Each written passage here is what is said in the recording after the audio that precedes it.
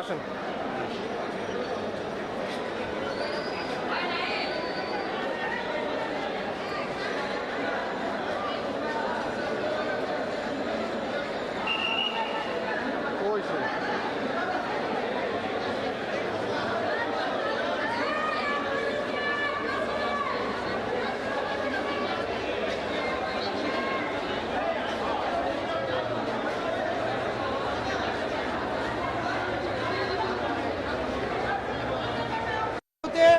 আমাদের জোরালো বক্তব্য উপস্থাপন করেছি এবং সেই বক্তব্যে আমরা বিজ্ঞ আদালতকে বলেছি আমরা ভালো কাজ করতে চাই এবং ভালো কাজ করতে গেলে যে বাধা আসে আজকের মামলা সেই বাধা তুলে আসছে এবং এই মামলার মধ্যে প্রসিকিউশন বলেছে যে মেডিকেল সার্টিফিকেট আমি নাকি জাল করেছি।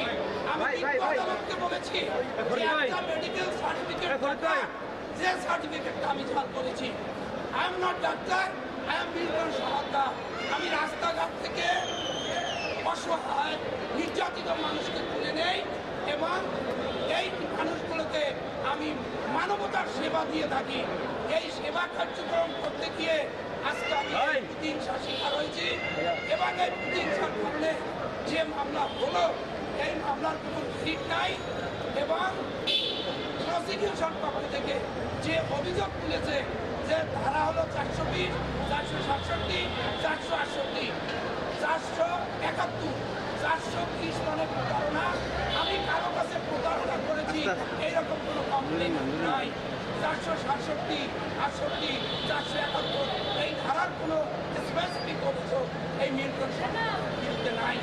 সুতরাং যে অভিযোগ এনেছে এই অভিযোগ মিথ্যা এবং মিল্টন সমাজের সত্যিকার অর্থে একজন মানবতার ফেরিওয়ালা। আমাদের কথা হচ্ছে মিল্টন সমাজের কোনো অন্যায় করে নাই, কোনো অপরাধ করে নাই।